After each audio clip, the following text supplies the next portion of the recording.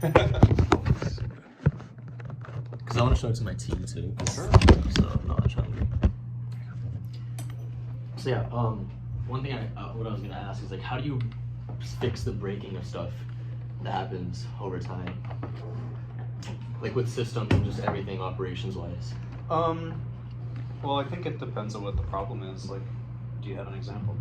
So let's say, for example, we scaled really quick, right? And we have this thing where we try to get everyone on a one-on-one onboarding call. Okay. And so if you have like let's say we had like 100 people added this week, and we're used to like 50. So how can you like approach that problem or even figure out it's happening before it happens? Or should you even do that? That's kind of the question. Yeah, I think. Have you experienced the problem? Like, is it in your face? It's about to happen because it is happening actually. Okay, cool. Well, that's a good sign. We typically try not to solve problems before they happen because they might not ever happen. Now, that's not to say we can't look forward and try and be proactive. You should certainly do that. But unless you're starting to feel the pain, try and just try and think of another way to solve it. But in your case, it sounds like you're starting to feel some pain, and the pain is just going to get worse. Yeah. So now's the time to probably just put your attention on that pain and solve it for, however long, it takes really. And running a company is just all about solving problems like one after the other. Yeah. But again, I caution anyone who's starting like a company that way. Phantom problems can exist where you're looking in the future and saying, that could be a problem. And you have to make a decision where you put your focus on that problem now or you wait to see what happens. And oftentimes when you wait to see what happens, it's actually a different problem that emerges and you're kind of glad you didn't go solve that original thing you thought you were going to do. You know what I mean? Yeah. It just might not ever be a problem. What's an example of that? Like maybe that you've experienced on your own? A lot of times in product, I don't have like a specific example, but we'll be looking at a feature set, right? And saying, okay, well, the users might do this, this, and this, and if they did that, it would be a problem, right? What if the users do this, this, and this? It could be a problem. And when you look at what it would take to like solve that problem now, it's kind of like, okay, kind of a lot of effort, and we don't even know that it's going to happen. So let's experiment, let's test, see what happens, right? Turns out, no one in the world experienced that problem. You know what I mean? Yeah. So if we had increased our scope of the project to deal with that, it would have been a waste of time. So at some juncture, someone in leadership or someone at any company can suggest, but just keep your scope small and solve those problems, and because in reality, things might change. I see. You know what I mean? Yeah. So how do you measure the priority of problems? Like I'm assuming you might have, let's say we have 5 problems. Yeah. How do you know which one is like the highest priority? I should work on this first, this one next. Like, or do you even do Sometimes they're that? often all high priority.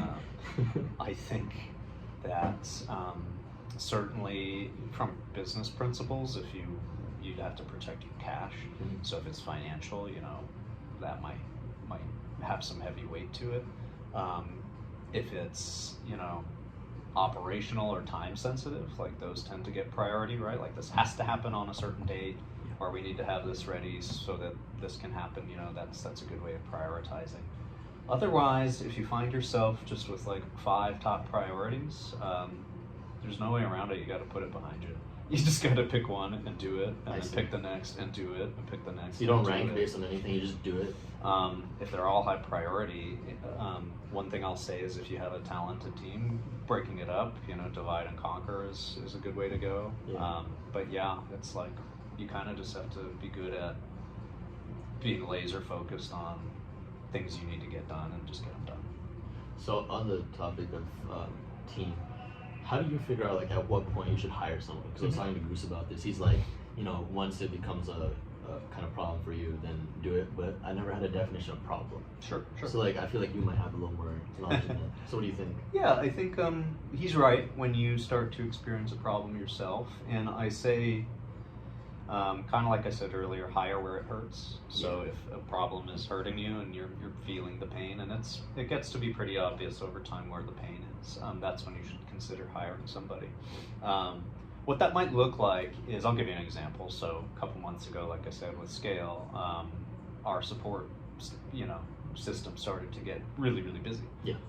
Bunch of new traffic, bunch of new users, and we had a bit proactively prepared for it a little bit, but here comes the problem, right? Here comes the big wave. We're like, oh shit, here we are. So what that looked like for me was like personally going in and jumping in tickets and helping support and like doing the actual work. Yeah. And that was actually good. I encourage everyone to actually do the work like that you're trying to solve, whether that's full-time or just you're hopping in for a day. But that way you can understand exactly what you're dealing with, rather than trying to manage it at a higher level through people. It's kind of like Sam Walton used to go with his truck drivers, right? Yeah. Around Walmart. So he would understand the trucking, problems, and so he can help them. So kind of generalize and figure out like everything that's going on. Yeah. So in the case of support, like I was saying, it was like I had to jump in myself and figure it out. And I was working, a lot of hours and long days, nights, weekends. But that was very clear pain, right? So I was like, okay, well now that I've done this and I'm feeling the pain, I know exactly who I need to hire because I've done the job.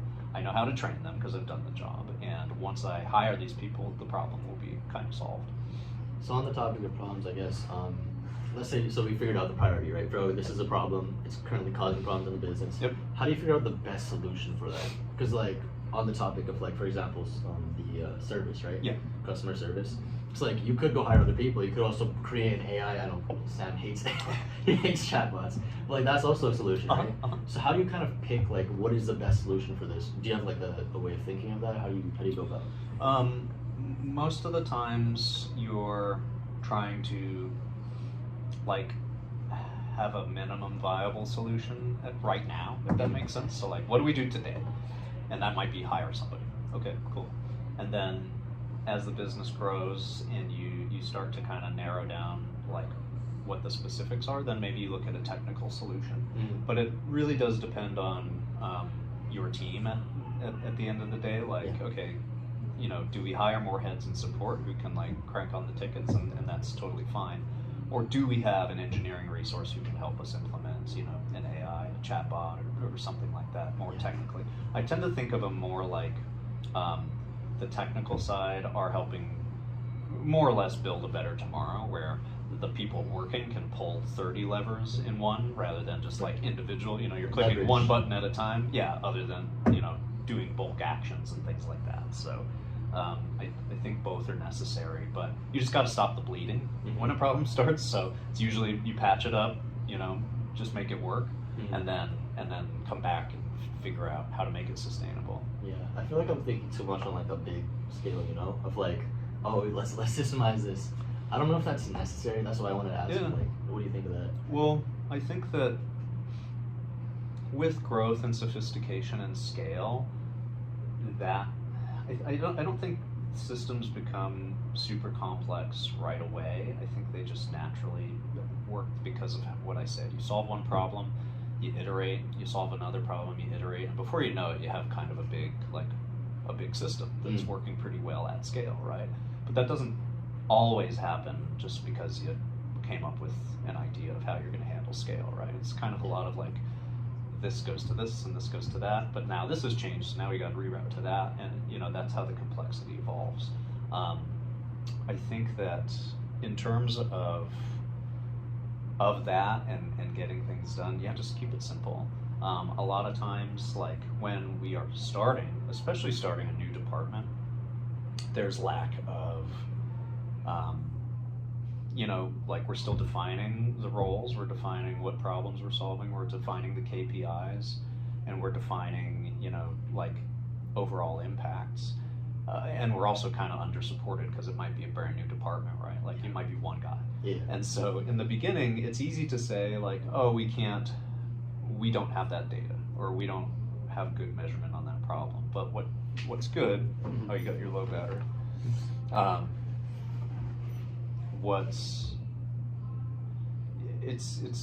important to remember that you can be effective with really simple tools. So for example, with fraud, we do a lot of manual data pulls and keep it in spreadsheets, and that's kind of how we keep our metrics, right? It's not some big dashboard, it's not a big, Tableau report, it's like actually just a spreadsheet that we enter every day. Yeah. Now, is that sustainable? It's not going to scale, no, but is it good for now? Yeah. Does it give us better understanding now than we had yesterday? Yeah, it does. So it's important to remember, someone told me at a previous job, because they were complaining like, oh, we don't have the data, we don't have understanding. He's like, dude, pencil and paper is data. Like, you have a piece of paper and a pencil, like write down every day what the numbers are, and that's fine. Do you think it's a good idea to track everything in terms of data? No, choose your battles wisely, because you can track everything, but it's kind of not productive to. Not efficient. Well, and you can get confused, you can get lost in the numbers, and there's a lot of things that like, it all matters at the end of the day, but it's like, how much is kind of the question. So when you're tracking, try and use it to solve a specific problem, right? So in our case, like, how do we, one big question that came up this year is like, how do we increase conversion and make sure that our users, our admins, can make the most money possible, right? And so then it becomes like, well, okay, well, what do we need to measure to make sure that happens, right? So you apply it to a problem. So you set the goal and then you figure out. Yeah, okay. Yeah, because otherwise, if you look at it the other way around, if you look at the data and then try and figure out a goal, it's like, that's where you can get a little bit confused, and you can make data do different things based on different filters and different, it's like, it's easy to manipulate data. Yeah. I've seen it a lot, and at companies I've worked at in the past, this guy's data said one thing and my data said another thing, so you kind of had to come together a little bit, but yeah. Interesting. So in terms of data, I don't want to take too much of your time, by the way. Oh, dude, I'm chilling. You good? Yeah. Okay, perfect. Right. What are things that you find yourself kind of tracking? Like, you're talking about KPIs. Like, how does that work for your team? Luckily, on the support team, it's all tracked through our support ticketing system, and that measures first response times. That measures total response times. That measures. We have a happiness score where after you get an answer, you can rate the score. Like an NR, what is it called? NFS, NTS? Yeah, something like that. Yeah, something like that. Yeah. But so that one's relatively straightforward. For something like fraud, it's actually been a bit more exploratory. And you have to just sit at the whiteboard and ask a lot of questions, and it's taken us a couple months just to adequately frame what that problem should look like, and therefore what the KPIs are, right? So KPI for fraud might be total fraud loss or fraud losses avoided, and yeah, those really just came out of a lot of manual digging, right? And so for that specific person right now, it's a lot of Stripe investigation and pulling data into a spreadsheet and doing some of these calculations manually. Yeah, okay. So by hand, you're actually not literally on paper. Yeah, on computer. But, yeah, you're letting go yeah, formulas. No, okay, so I get that. Makes sense. Yeah, really cool. And I would say that it's up to each kind of department to define how they measure and track their KPIs, right? But it doesn't have to be complicated, It's most tools have basic enough analytics that's fine, and if not, just try something manual. Yeah. Do you find that complexity kind of messes things up, or do you stick to more simple stuff or complexity? The adage "keep it simple, stupid" is is true. I think that whenever if you listen to interviews from Elon and then going from other companies that I've been at, if you reach a system or a problem or something's in your way, try and figure out ways to delete it. You know what I mean? Or delete steps. Yeah. Can we just get rid of this thing, or Yeah. why does it exist? Just asking some basic questions before you dive in is really important, and then always keep in mind what you can remove, right? Yeah. So periodically, let's say we're working on a project and we've collected all this feedback and we have this data and all that. but maybe 90% of it doesn't matter. Yeah. So take a few steps back and say, is this a real problem? Does this matter? Is this data relevant? You know, can it be deleted? Can we, you know, just try and like remove the noise and get to the main gist of the problem. Yeah. Perfect. And if it's product, you know, just simple, you know, like keep it, especially if you're, luckily with online businesses, you get to iterate a lot. Yeah. So thinking that it needs to be perfect off the bat is actually not true. It's actually good to experiment a little bit and try stuff because you'll get feedback, right? And you can incorporate that and change. So just keep trying stuff. yeah, like keep it as simple as possible and ship it. Okay. And then people will be like, hey, that's good, I really like that, but I wish it had a couple other things. Yeah. Or they'll say, that's total shit, I hate it. And at that point, you know, you've either made a good decision, but need some examples, or you've not made a good decision at all, and you can take that away. Okay. So don't be afraid to experiment. Again, that's the great thing about being online, you know, an online entrepreneur is you can really test stuff. You know? Yeah, that's what I'm most scared about too, because it's like we're on this, like again, we're on that growth trajectory where we haven't made this much money before. Stuff's going on, so it's like, I would say, what is your kind of advice? Because you saw school grow really quick, so you probably felt these problems before. Yeah, you're probably still feeling them. They're still growing really fast. But the problems are only beginning. Right, they're gonna get bigger over time, right? And so, how do you kind of I would say, how do you just manage that? Like, what, I guess we're on our first ever trajectory of growth. Yeah. What would you say is good like advice to just kind of deal with it, or you know, come across it, because it's gonna get like really complicated really soon. Yeah. How many people are on your team? We have me. I'm kind of just doing all the sales. Okay. And just fixing the product. And then we have one guy doing all the marketing. Okay. One guy's doing all of kind of like GM setting. One for just like affiliates, and that's really it. Okay, so 4. About. Yeah, that's a nice size team.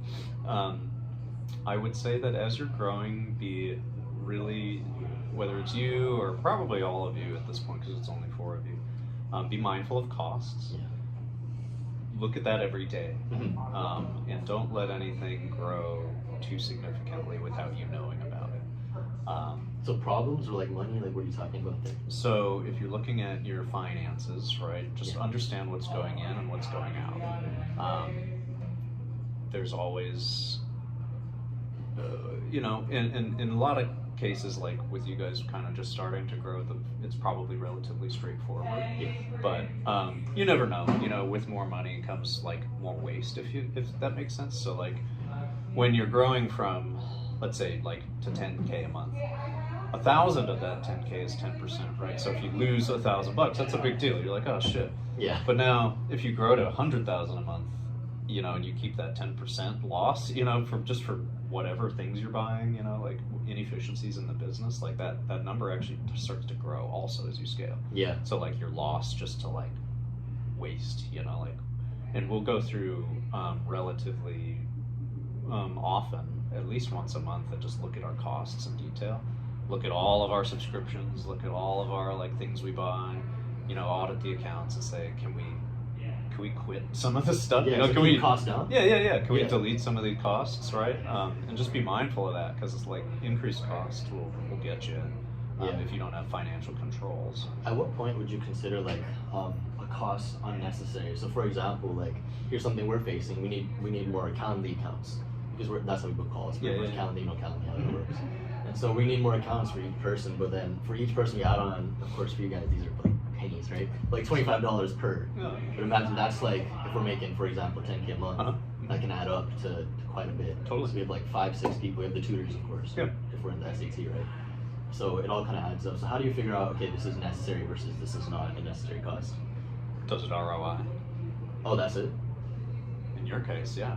Because if you add $25 and that person then goes and adds 2,500 to your MRR, seems worth it, right? That's an when you say it like that, yeah. That's an easy one. That's the problem. I don't see those like, because I'm always just like, oh, it's the cost, you know?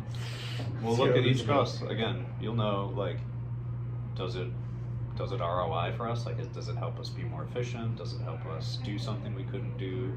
Does it help us track something we couldn't track without it? Yeah. It's relatively straightforward. Or is it a Netflix account? Right. Is it distracting us in any way? Exactly. Yeah. So what would you say is kind of parting advice, or just something you'd say, because the whole team's gonna watch this. They're all really cool people. What's up, guys? But one of the guys, like, operator. Mm-hmm. So what would you kind of say for him, or even just the whole team in general? Like, hey, you guys, as you're on this growth trajectory curve, we went from, like, literally we're at 10K a month. Yeah. 9 days ago. And so now we're at like Good job. 27. Yeah, dude. And so Good job. what would you say, thank you, what would you say kind of as parting, or, focus on this, get this out of the way? What is kind of your, I guess, 3 or 4 main points? So as you're growing, restate the question for me one more time. So it's like, So, like, I guess just advice, just you can be very general, you can be very specific, of like, hey, since you guys are on this curve, here's what you want to focus on versus, here's what you should put on the side. Anything that you think would be very beneficial to us. sure. Number one is keep working on your product. Listen to your customers. Get a very close relationship with them. Like you guys are here at the office today. Yeah. And we like that because we get to hear firsthand what problems you're having and what we can help solve. That's always, because at the end of the day, you're selling a product, right? So make sure to put a lot of focus, probably most of your focus, on making a better product that's going to add more value and that's going to, like, ultimately be worth the price that prices typically go up over time because you add so much value, right? You guys are going to charge more probably later on. So be working on that product all the time. Better offer always. Yeah. So always do that. As you guys get into more money, again, like I said, be careful of the costs. It's really easy to start to have some lifestyle creep in that. Rightfully so, and you guys should celebrate when appropriate, but I think that some people, when they make progressively more and more money, like now they're at 50 grand a month, like 100 grand a month, like that's balling out. But I've seen just as many cases where they reach 100 grand a month and kind of lose their fire in a way, and that lifestyle creep becomes a distraction, right? And so then they're back to 20 grand a month and wondering what happened, right? Yeah. And they don't necessarily lose it all. It's kind of you could make 100 grand a month and then get real comfortable and back down to 50, and then, oh shit, now we need to start marketing again. Some people do. The cycle. Some people do that, but I think the ones who can stay focused and keep, again, I'm not saying don't celebrate, but keep things real and reinvest in your business if you can. It's like Sam's a good example of that. I think he's obviously been successful in his career online and everything, but he chose to take his money and he doesn't have like a Lambo, but what he does have is like some sick engineers, to help. Put it in the right spots. Well, yeah, if you really want to grow your business, and you do come into a lot of money, think about how you can reinvest it and like think about the badass shit you could do if we took that money and spent it on a new, a new hire or something new for our business. Exactly. Okay. Interesting. Anything in terms of hey, focus on this, other than that, hiring, focus on product. Anything else you'd say? Just at your guys' stage, keep going, don't quit, make the product as best as it can be. That's it. Keep it simple, man. Just like product, listen to feedback, keep at it. Are you guys running ads or organic for your? We just started ads. Okay, yeah. That's where I would be mindful of cost. You know what I mean? Yeah, because it starts scaling up quick. I feel it now. Yeah, I feel it now. And you get into a funny thing because you need the ads. If you're too reliant on ads, you need them to make the sales, and that gets precarious because if the ad costs go up, or if they stop working, you can get yourself into a bit of a bind because it eats away at your profit margin, right? So if you have not, it's good to start with ads, right? Ads are really great. They drive traffic and they're, compared to traditional media advertisements, like online ads are pretty cheap. Yeah. But I've heard from a lot of other people too that while you're doing the ads and getting that first growth, also be doing some organic, also do some organic content, and over time, expect that to shift, right? So you're spending more less organic over time. Yeah. So if you need to start and do ads, totally cool. Do organic at the same time, and then hopefully at some juncture, if your organic's really, really good, you can scale down ads a little bit and more focus on organic. So organic's a long-term strategy. Yeah, exactly. Okay, I love that. Yeah, nice. Because if you don't, you're always going to rely on ad spend, and that's not a bad thing. Like people do it a lot, but again, you're putting yourself at kind of exposure to some risk, like if the ads stop working or if they get more expensive, or you know, anything could happen. So it's kind of like you're relying on a third party that you don't control. Yeah. As an organic, you control everything. Organic, you can control it on. Yeah, you're right. On the topic of profit margin, Mhm. what would you say is a good, for school especially, for like a school community, Yeah. what is a good margin that we should keep at, so we know like, hey, try to do this? I know that's a very vague question. You know, I don't really know. I think that it depends on what you're doing and what your operation is like. I will say that I have seen some really profitable businesses doing, you know, 10 or 20 million a year at 70% margins, Oh right? my God. And it's Wow. 80 in some cases. It's Yeah. hard to do that. And again, it kind of takes really aggressive looks at your books and making sure that, you know, you're just being mindful of cost, like I said. That's probably the best outcome then. High Yeah. profit margin, high income. Yeah, but keeping it really simple and keeping the team small. So you guys are 4. I think this company I'm referring to, they did like, yeah, it was about 15 million a year with about a 70% margin, and I think there were like 5 or 6 of them. Oh my God, that's Yeah. amazing. Yeah. Wow. So, and they didn't get there overnight, mind you. They That probably took years. Well, yeah, they ran a lot of ads in the beginning and said, okay, well, that's getting really expensive. Let's remove the ads and try to do more organic. And then over time, now they have like, you know, a really good reputation, you know, because they've helped a lot of people and their organic content's really good. So they were able to have these really great products with a really small team, and you know, basically the sales guy's job is just to collect money. So, you know, but yeah, it took a long time to get there. But that's what they did. You know, they focused on the product, they focused on efficiencies, they focused on how to cut the costs.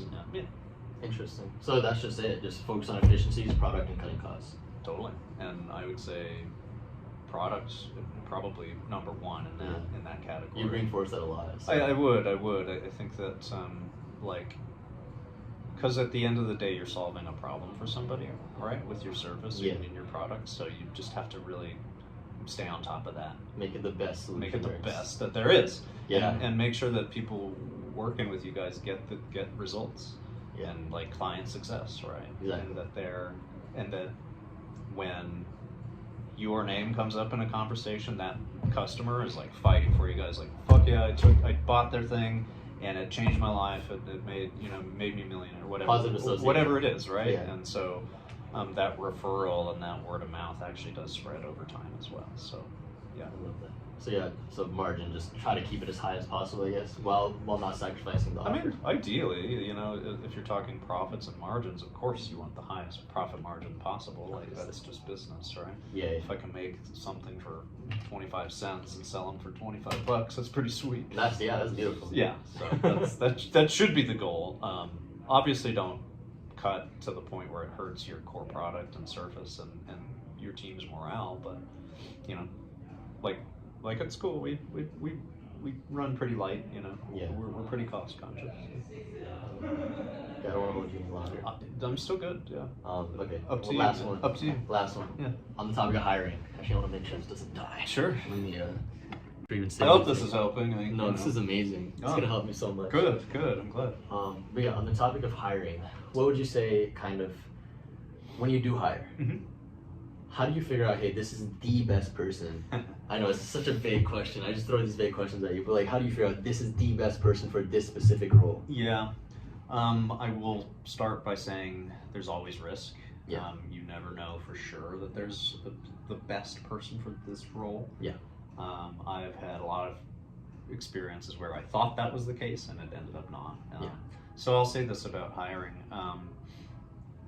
First of all, it seems common sense, but make sure you define what that role is before you open up the hunt for the job, right? So in our case, let's say it's an engineering role, right? Well, what specifically? Like, what languages? What are they going to be coding in? What are even the tasks that we want them to do, right? And so getting that very clear on the front in the job description is actually really important. You'd be surprised how much is lost. Like, okay, well, someone comes to interview and they're not even sure what for. What they're doing. Yeah. Oh, yeah. So that helps you guys, right? So it's like, hey, we're looking for candidates with this experience specifically. Yeah.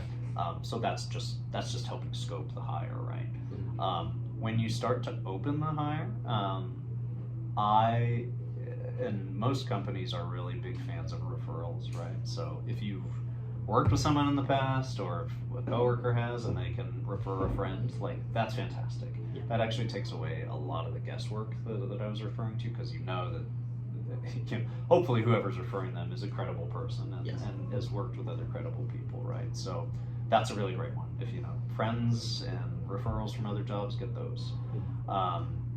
When you're interviewing, how you know that they're a perfect fit, again, there's no, like, it's more of an art than a science, but use kind of a criteria. Like we typically in a lot of companies I've been at, there's been like 3 or 4 rounds of interviews, and the first one's just a first screen, right? Like, hey, do you fit the basic qualifications?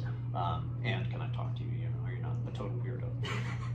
Which, yeah, I mean, you'd be surprised. Really? The second is more of a technical, right? So like you're going into the day-to-day of the job, seeing if their skills are matching what you need, right? So that second interview is typically much more technical and like in the weeds, and just to see, you know, if they can hang, you know, if they're smart, if they know. And in your guys' case, you might want them to have some industry experience, Yeah. so that they know what they're talking about. Yeah. You know, they're not just coming in brand new and trying to help clients. So that would be a more technical interview. And then like the third, depends on the size of your company. The third I like to do as a panel interview, like with a couple of people, and that's more of a vibe check. Like, hey, I interviewed this guy on the front end, you interviewed this guy in the technical, and now the rest of the team's gonna kind of do a little interview just to, If they like him. just to see if the vibe is good. I Right? see.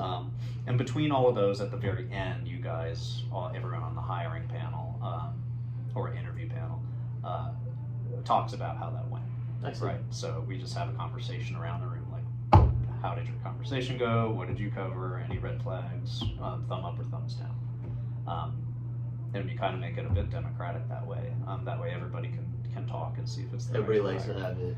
Yeah. That way everyone can talk and see if it was the right move, and hopefully everyone's a thumbs up, you know? I see. Yeah. And that's the best way you can really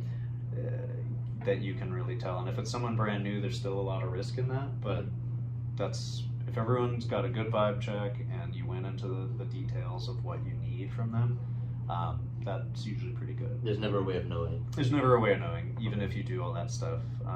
They could just be a totally different person in working reality, you know what I mean?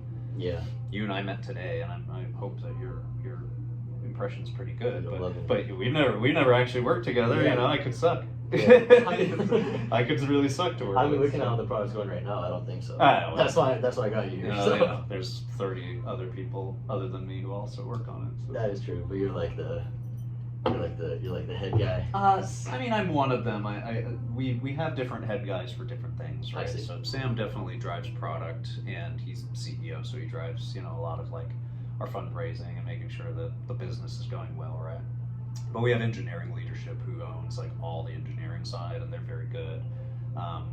I do have my hands in like a little bit of everything, but again, like my focus area is on where the current problem is, like with what I was telling you, like scaling up the support team, making sure fraud is being taken after, making sure the office is good, you know, making sure even the company-wide stuff like health benefits, and like I do a bit of HR as well. So I do see it from a high level, but there's like 5 of us who see the business from a high level, and we each tackle our own thing, you know. How do you because I kind of have this, I don't know if you feel this, it's kind of like a control issue, where it's like you're like, hey, I want to have control over this. Sure. Do you feel that in yourself? It depends on what you're talking about. So let's say customer support. Sure. Like, do you feel like, hey, you know, I want everything here to be perfect my way? No. It's a good way to think that way if you're an individual contributor, but when you become a people manager, you have to be okay with people doing things differently. And you actually have to enjoy setting the goals and letting them figure out the solutions. So for example, I say, hey, and of course we collaborate. It's not as if I just say what I want, they have to do it. But we say, hey, our goal is to hit an hour response time for support 24/7 around the world, right? How are we going to do that? Oh, so you asked them? Yeah, and I asked, like, do you guys have any ideas of what to do? And we have a brainstorm, you know, we hang in this room, or we're online and we just talk about what it would take to get there, right?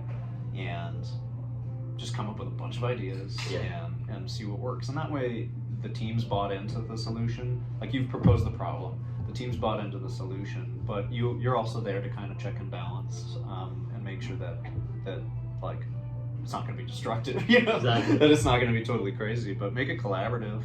And you know, life's all about trade-offs you have to make. You know, sometimes things aren't your exact way. But again, if you have aspirations to grow a company or become a people manager, you do have to be a bit comfortable with letting go of some of that control. And in that case, I would just look at results and like KPIs, right? So maybe, and it might be the case that you have a rough idea of how you would like it, or maybe you have a list of things you don't want, right? Yeah. It's like, guys, I want this result, but we should stay away from this, and this. Like, hey, we want to grow, but let's, for now, not do YouTube ads and not do, you know, Facebook. Let's focus on Instagram, you know, something like that. So make it kind of democratic, get everyone's opinion. Yeah, you can do like freedom within a framework. Like, hey, here's the bounds, which like, here's the problem, here's the boundaries that I don't. It could be a budget boundary, like don't spend more than 20 grand, or you know, Could be a goal boundary. It could be a goal boundary as well. And then say whatever you do within that is cool with me. Let me know what the plan is. So it's like give them a canvas, let them paint. Yeah, I love it. exactly. Okay. Exactly. And what the painting looks like at the end of the day, you're gonna have to be comfortable with, as long as it fits, as long as it gets the result that you're after, right? Yeah. So you're never like kind of going back and, hey, I don't like your painting. You're not saying that kind of stuff. Sometimes, you know, again, if the KPIs aren't matching, or if you know, you do have to check in. So like once a plan is put together and you're in execution mode, then you're kind of in project management mode, and so then it's easy to see, okay, maybe one assumption we made or something that we were going to do is now gonna be more difficult, might cost twice as much, or it's gonna take twice as long as we thought. Okay, well, let's pull back that and maybe figure out something else to do, or not do that, you know what I mean? So within that, you do have to kind of make sure that you are checking in with your teams and making sure that you have an open communication, because what will sometimes happen is the manager goes, oh, okay, great, and the team goes and does a bunch of stuff, no follow-up, no communication, and then at the very end they say, hey, this isn't what we agreed on. Like somewhere in the middle they split and they stopped communicating. So if you have a team and you have them setting on a goal, like a project to go do something, just make sure you're periodically checking in on the status of that and making sure that it's good. So just making sure there's progress. Making sure that it's progressing, and if there's problems, making sure that they get addressed, or a lot of times there's forks in the road, like there's a decision that has to be made in the implementation, and if you're not there as the manager for them to ask, they'll, of course, everyone tries to make the best decision. They'll make the best decision they have with their information, but they might not have the bigger picture, right? Yeah, I guess. So that's where you can run into issues. But yeah, it's really common sense stuff. Yeah. You know, it's just, you know, tell them what you want, give them the bounds, scope the project, let them go, check in, and see it through to completion, and celebrate when the job's done. Interesting. Very, very important. Yeah. So it's pretty simple, but it's like, okay. It's simple, but it's hard. You know? It's hard. It's Yeah, hard to do. I feel that, like And letting go of control. Projects have varying levels of complexity too, so it's particularly hard when you have like 3 or 4 of those going at a time. Yeah. Right, 5 different teams. You know. It's Exactly. like, whoa. Exactly. So on the topic of ROI, how do you measure something which it's not, I guess measurability is kind of my question, which is, let's say I want to buy this for the product, Okay. except I don't know how. I know it's a good thing to add, but I don't know how much, or I don't know a number I can add to say this is going to be a good ROI. So for example, I'll give you an example. We're looking at buying this thing, which sort of thing is in the SAT, right? So are you familiar with the SAT? Like the question, the tests? Like the standardized. Standardized. tests, Yeah. I'm assuming you're familiar. It's been a long time, but yeah. You know how it works, all right? So what we're doing is we're getting like this thing where it's like a huge question bank. Okay. And it's like, you know, a whole lot of questions that are all like optimized based on the student. And so here's the thing, I can't measure, like there's no, it's gonna cost us 7.2K, which is about 30% of everything we've made so far.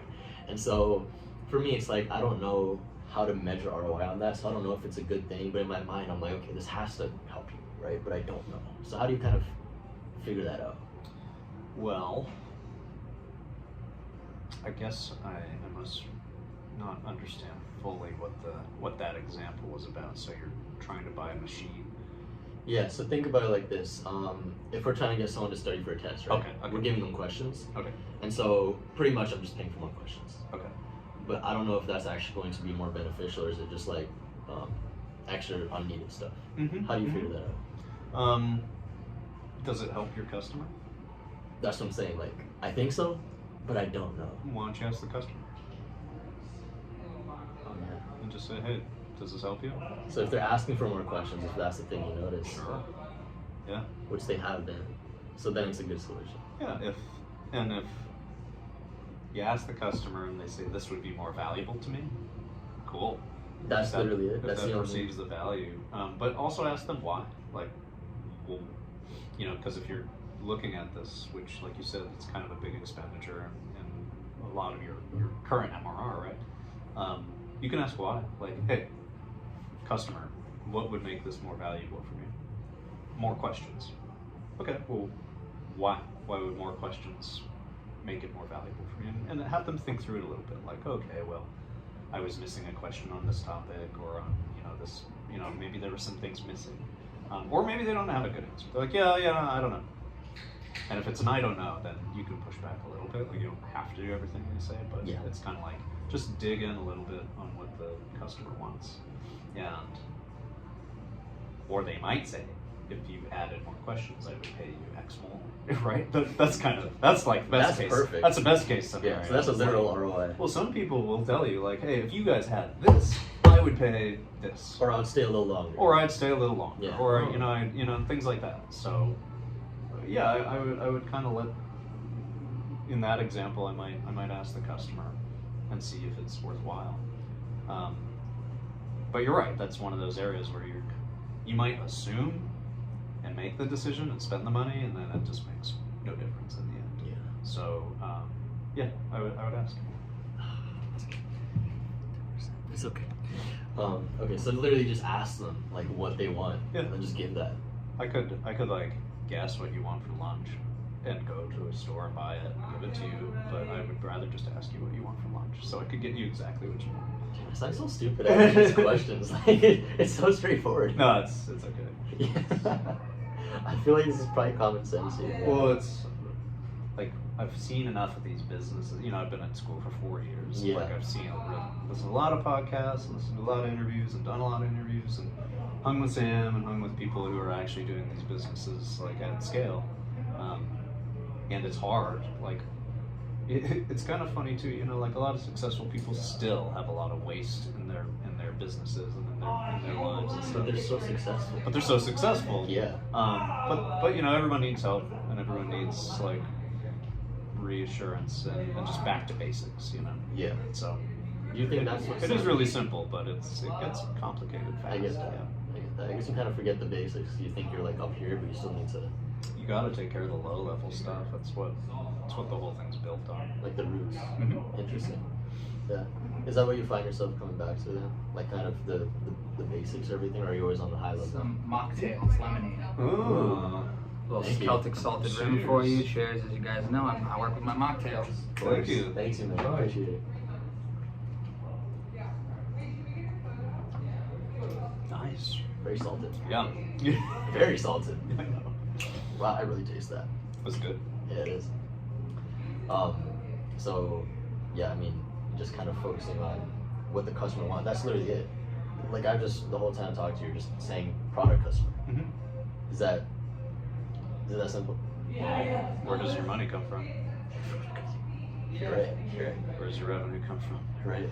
What's like your reputation come from? What Some is people. like, yeah, I mean, it's like you're solving a problem for your customers. So it seems like you should do everything you can to make that experience as best as it can be. And I think that's when people will start talking. Like service is so good that people tell their friends. I got a lemon in mine. Interesting. Wow. topic. I mean, I'm just observing so much. I'm glad you're finding it interesting. I just have to sit and think about this. I'm like, I'm so stupid. It's like simple stuff. No, it's okay. You're just young. You know, it's like You're right. I've seen a lot of stuff. You know, Yeah. almost 20 years older than you. So For the school, how do you approach problems that that haven't been solved in the past? It's like, for example, like customer service. Like, okay, you can measure this metric, or like, yeah. But like, is there ever something that you came across? You're like, how can I come at this with a good solution? Sometimes things are a little more undefined, and you have to just wade through the fog a little bit, and that's a tough spot to be in. Yeah. And I've done this before, where I'll start a new department or I'll start a new initiative, and the ones that are kind of the most fun, but also the most challenging, are ones you don't have any experience with in the past. So at first it's like walking around blindfolded in the woods. You know, you're like reaching around. Maybe you find a branch, right? And you're like, oh, great. Now I got a branch. And I pull on it and it breaks. And you're like, oh, fuck. Well, that didn't work. So you're wandering around and, oh, now I found a strong branch. Now I can like hold on to this and I have like some bearing. Okay, now I can kind of start to see out of one eye, and I can see we're going to go that way. But there's a river in the way, so now we have to go around. You know what I mean? So Yeah, you have to it's kind of like, navigating. you have to be really good at being uncomfortable for a while and living in this unknown area, but following the clues and knowing what threads to pull, and talking to a lot of people and finding the opportunities, and getting a lot of feedback. And over time, before you know it, the forest is clear, and you know there's a path, and you're going to where you want to go, right? Yeah. So, but you have to definitely get through a lot of bad weather to get there, and it's just always asking questions. It's always like doing a lot of experiments, and when it comes to finally getting able to understand it enough to where you measure it, that's how I typically know we're on a good trajectory. Right, something you're able to measure. Yeah, I'm like, okay, now we've defined our world enough to be able to say, I think these are the important numbers. And you always still need to question those numbers, but at least you have something. And you could start scoping your projects and your actions to influence certain numbers and certain like outcomes, right? So maybe, you know, it could be a revenue outcome. And maybe these KPIs don't ultimately move the revenue outcome, so you have to be a little bit careful there too. Like, okay, well, you have to just question everything. Yeah. Are the KPIs the right ones? Maybe not. And it's typically good if you're looking at metrics and KPIs to limit yourself to like 3, you know, if you can. 3 is like the good number. It's not a hard rule. 1 if you can, honestly. If you can have 1 KPI that's driving your whole company, awesome. That's sick. That makes it super simple, but it's not always that easy. Think about Amazon, like fast delivery, cheap prices, you know, large selection. Yeah. Well, that's 3. That's 3. Yeah. So, and they've nailed that. Best prices, fast shipping, huge selection. I'm assuming the same is probably for the product. Like, it's just a few things that you measure that people, like, okay, for us it'd be like high score, get it fast, get it easy. Like, Yeah. that's probably It it. could be as good as that. Yeah, interesting. So it's like finding 3 metrics in almost every domain to try and. Yeah, not now, hard, not hard. again, that's not a hard, fast rule. You guys make.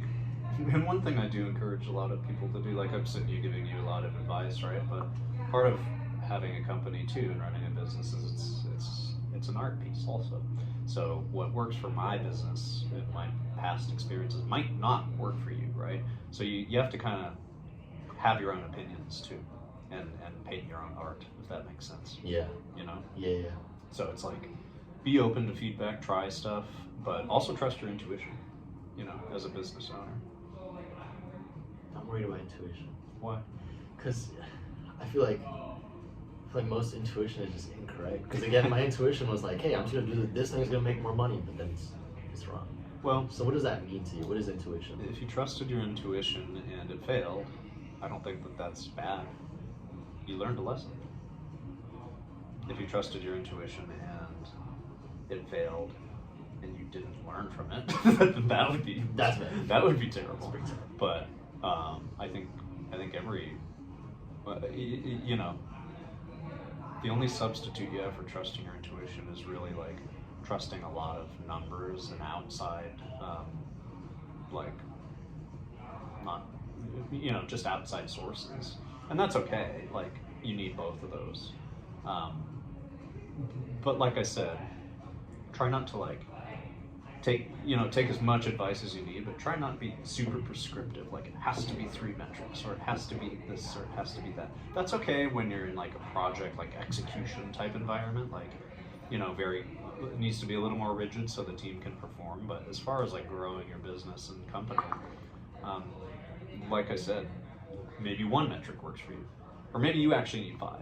Yeah. Or maybe, maybe you've determined it a certain way. As long as you're keeping it simple, keeping it about the customer at the end of the day, and you're making all those decisions, like your business is yours and it's your art. Only you know what's best for the business. Okay. So that's where intuition kind of comes through. And then if you don't trust that intuition, try and find ways to test it. Like, hey, it's my gut feel that we need to do this, but I don't know. So I'm going to talk to 10 of our power users and figure out if that's something we should do. Or I'm going to go talk to my co-founders and we're going to have a discussion. Or I'm going to go try and validate it with some data. You know what I mean?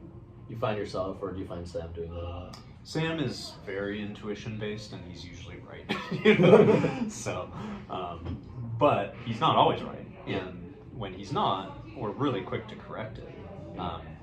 Sam, I think more than anybody I've met, is very in tune to feedback, and he like really feels the pain, right? So if he's made the wrong decision, he'll like listen to the customers right away. They might say they don't like it or there's something wrong with it or whatever, and he just has that like, oh, I made the wrong choice, because now that it's clear that the product is, or whatever I shipped isn't working as well for the customer. It's like sympathy for the customer. Yeah, like very much empathy. So he'll be quick to roll it back or make a different choice, or another one that's not directly related. Like we may make a change and it affects our like conversion rates, right? So that's like, okay, we trusted our intuition. We thought this was going to be a great change. We looked at the data and it's not. Okay, the feedback there is let's revert and figure out another way. So, yeah, it all kind of starts from intuition. Like, I have an idea. This idea, I think, my hypothesis is it's going to go really well. We're going to try it and see what happens. That's it. You just an experiment, right? Even at this level, you're still like Yeah, and but there's different ways you can be a little more confident in your decisions. Like, there's all kinds of like A/B testing, and there's like I said, we talk to the power users a lot. We talk to our customers constantly. We talk to the team constantly. We're always evolving what that could be like. But it is pretty simple. So like your decision-making tools over time can get more sophisticated, and you can be more certain about the change you're about to do. But not always. Sometimes sometimes the analysis might show that. It's a good idea, and then you do it, and it's just by whatever circumstance it was not. So you just have to keep on pushing through the garbage change. and just figure it out. Yeah, you just got to keep testing. Like, break your big goals and objectives into smaller pieces and ship them, and that's how you iterate, right? Like, step number 1, we need to get this. Boom, now it's out there. And step number 1, depending on how it's received, might affect step number 2, 3, 4, 5, 6. You know what I mean? So it's kind of like you have to plan ahead, but understand that the plan might change based on new information. Do you guys kind of go on slow growth? Like, is that kind of person where you believe in? Because like I see Skool has a lot of like they have these features, but then their timeline is like, oh, next year. But like, hey, this will come in like 2 or 3 years. Like 2 or 3 years. Yeah. Is that on purpose, or is that like does it actually take that long to? 1 second, I'm just gonna let someone know. Yeah. If you're busy right now, I can stop. No, it's okay. I got 10 more minutes. If that's cool. Okay. Actually, no, I'll actually end it there because, but Nick, dude, thank you so much, man. Appreciate it. Sure? 'Cause I wanted to help you out.